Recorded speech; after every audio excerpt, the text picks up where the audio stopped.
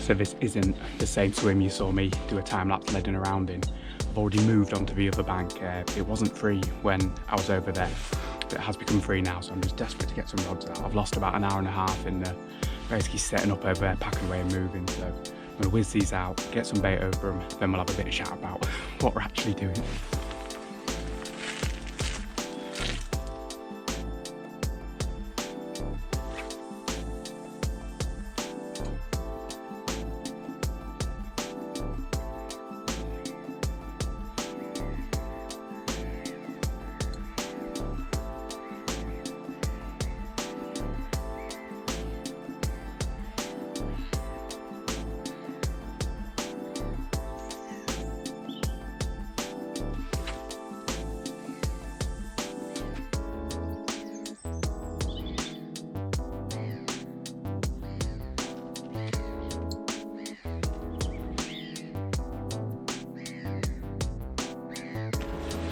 Bit of bait over top of them now. What I'm going to do is put some pellets in the spawn first and then top it up with corn and boilies. Got some 10 mils here that have been soaking in the corn juice and spilt out into the boot of my car on the way here as well, so that was brilliant. I was wondering why my car was smelling so nutty in that, but yeah, when I opened up the boot, there was my corn and boilies. So all that delicious juice is now in the back of my car. in a weird trip.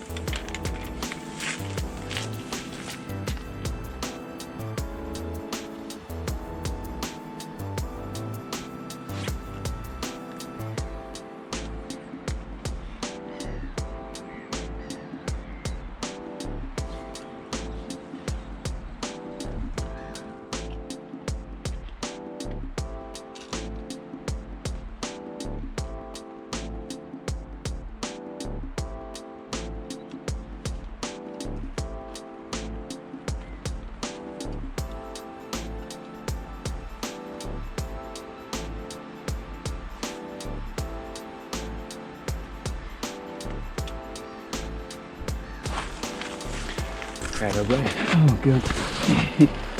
The rain's really coming in now. Finally get the last rod in a zig. 8-foot zig I'm going to start with because I'm pretty sure that's what I caught on last time.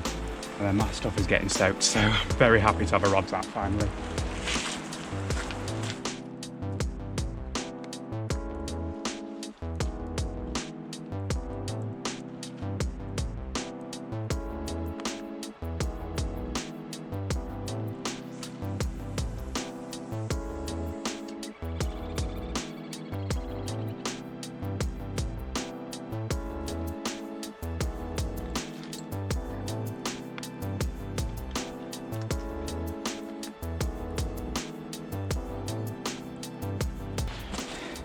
There we have it. That is me finally fishing.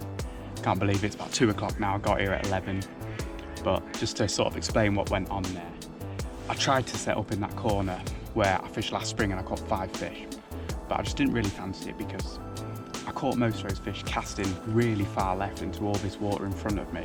With the amount of anglers on, I can't do that today. So I really want to be on this bank. It's Hodgett's Lake, by the way.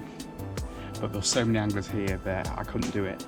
But as I was setting up over there and getting ready, everyone apart from one left. So I've come around onto this bank, I've jumped into the swim. It's the double swim, but I'm in the right of the double swims. I didn't want to do that just in case someone, you know, a couple of guys turn up and want to fish together. But, you know, it's later on in the day now, so I kind of figured anyone who's turned up for the night surely has turned up by now. But, you know, there is a spot to the right if needs be. So I'm happy with where I am. I've got 2 rods out at just over 60 yards over a bit of bait. They're on my favourite hinge stiff rigs with yellow pop-ups, yellow Northern specials. Yellow's been doing really well here and I love a Northern, so they're out there. And then an 8-foot zig on the right hand rod. So hopefully we'll catch. We caught 2 last time we were here, caught 5 a time before that. So really, man, I'm hopeful. We just want to get a couple, you know, that would start my carp fishing year right. But yeah, if you like what you see, subscribe to the channel. With a bit of luck, we'll catch a fish while we're here. Hey, what a stress. So already the sun's setting. It's going to be dark in about half an hour or so. So I'm going to wind in, have a recast and just change things up a little bit. I'm going to go from a hinge stiff rigs to wafter rigs, little German rigs, still Northern Specials but wafter this time, because I just wonder if at night the fish feed a little bit more by, you know, being on the lake bed, not necessarily taking pop-ups above it. I think it's the right thing to do during the day to make my rig as obvious as possible, but I think for night I'm going to go with these. And then just to sort of turn that on its head, I'm going to leave a zig out, so that just completely blows my theory out of the water. But oh, swans. So yeah, we'll wind in, redo this, and yeah, put a little bit more bait out as well, just a little bit, because I have had a couple of liners, so I wonder if some of it's been eaten.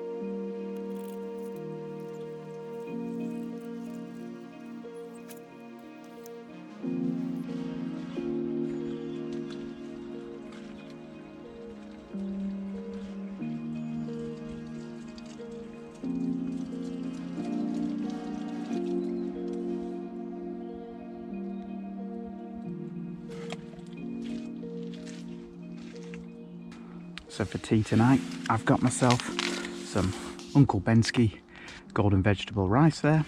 Gonna cook that up with some sausages and pasta sauce and that there, that'd be nice. Got some cherry bakewells for after. Wash it down with a nice porter, a beer, and cheeky rum there that I'm gonna drop into a decaf coffee later on, just as it's getting cold, you know, warm me right back up, and that'll be lovely. Got some snacks as well, you know, some biscuits and crisps and that to keep me going on this cold night, because yeah, it's going to get down to like 2 degrees, and with a bit of luck we'll be out hauling fish as well. Right, cook this up and yeah, chill out now. Well, it's only gone and happened on the night zig. There we go, let's get it out, have a look at it, a couple of pictures and then get it back. That's lovely.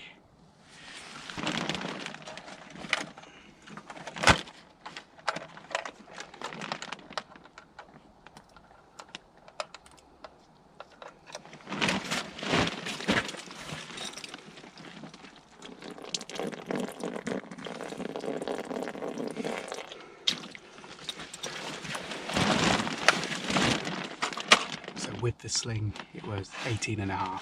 If I remember rightly from last time, the sling's about £4, something like that. So yeah, about a 14.5 pounder. Lovely fish. Very lively because I got the zig rod back out, left it in the net when I got that back in. That's a nice side.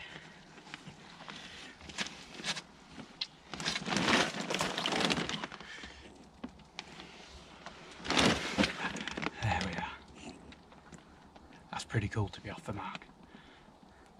So if we get another one or two, that'd be great. It's the first one that pays for the petrol.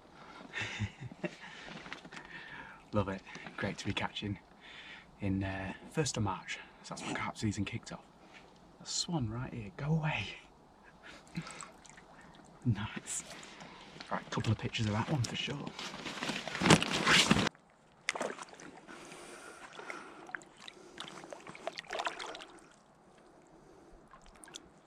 That way. That way, mate.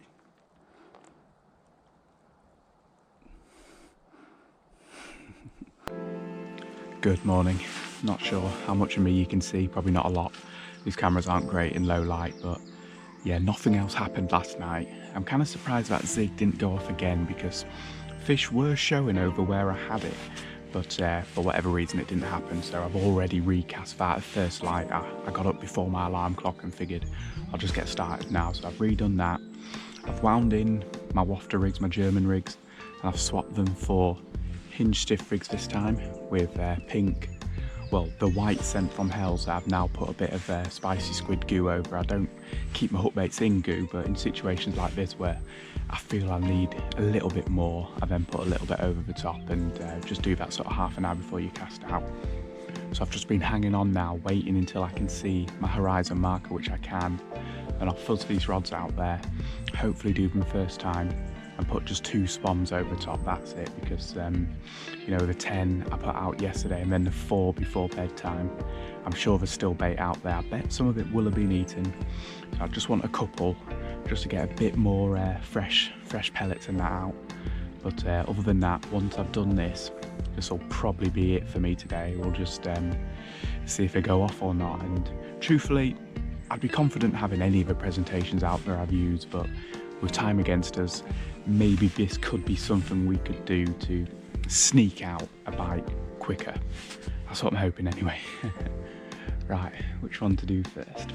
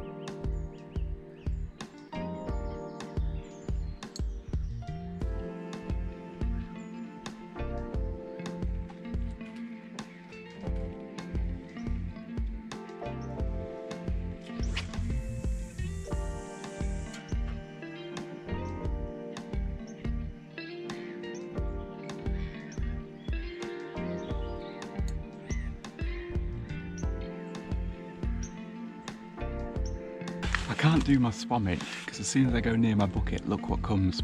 Look at this guy and the other one. Okay, let's go.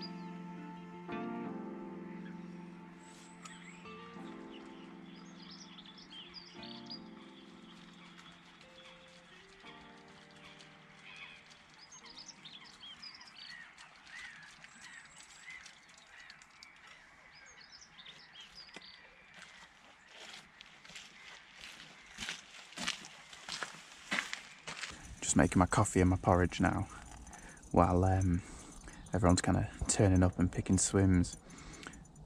And this is a curse of being in a double swim, because there's a few, you know, pairs of anglers going round, and I think I've got eyes on me, you know.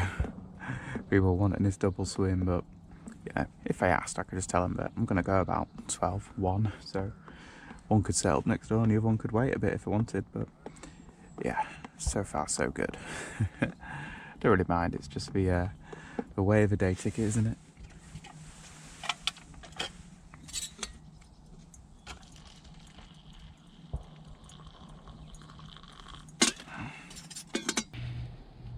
So I've just wound in my zig for a recast. I'm going to put it a fair bit further right, because I'm seeing a few fish show there. And I was going to do this earlier, but while people were sniffing about deciding where they're going to fish, I didn't want to start casting into effectively other swims' water. But I'm going to do it now, because I've only got a few hours left and I want to use all this time. It's a good job I did wind in, because the hook point was bird over. Now, it wasn't like that when I tied the rig, so whether that happened on the cast or maybe I've been done out there and, you know, you just don't know it when you're on a 8-foot hook link. You could easily be having fish pick it up and turn that hook point over and getting away with it without me knowing. So yeah, good job I did wind in, because I would have been sat out there for another few hours with a blunt hook. But yeah, we'll just goo this up, stick it over on the right. Hopefully this will do me one more fish before we go. It would be nice to get one in the daytime and you know, record the fight and everything. Other one's just coming up.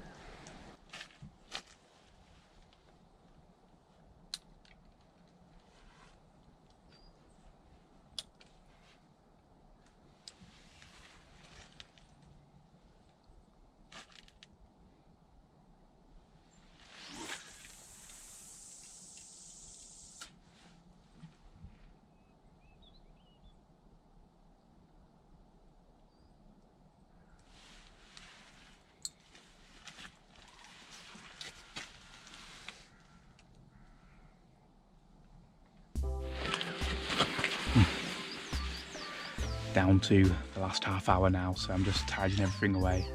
Gonna leave the rods out until last and just hope we get that last fish.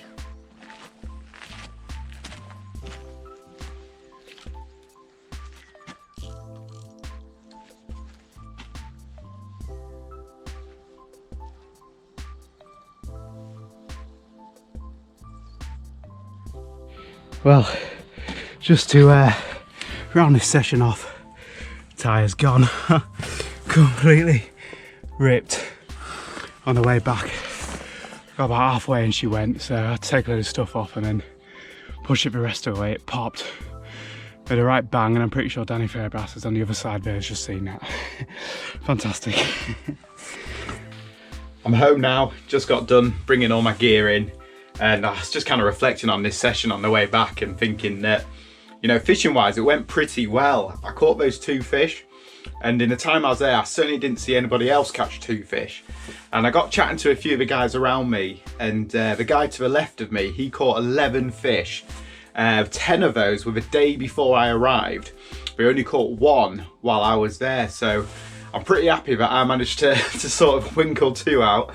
You know, never underestimate the zig. It works so well in situations like that. Deep water in springtime, get that zig out there. The fish will find it if you're on them, that is. But everything else just seemed to go so wrong for me, you know. On the drive there, despite having gone to the place 6 times now, I still managed to take the wrong exit. And then I got there to find my spod mix had come out in the back of my car, and now my car stinks of sweet corn. And then the setting up in what I thought was a good swim, but as I settled into it, I was like, man, this is the wrong place to be. So I ended up moving in the pouring rain. And then, you know, packing away, coming back, and my tyre going. And it was in front, I checked their Instagram, it was in front of Danny Fairbrass, Rob Burgess, and Richie McDonald. Brilliant. They all saw my tyre go. It made a right bang, and then saw me having to take my gear off my barrow and then try and push it with less gear on, but that didn't work. So then I took more gear off, and then I tried again.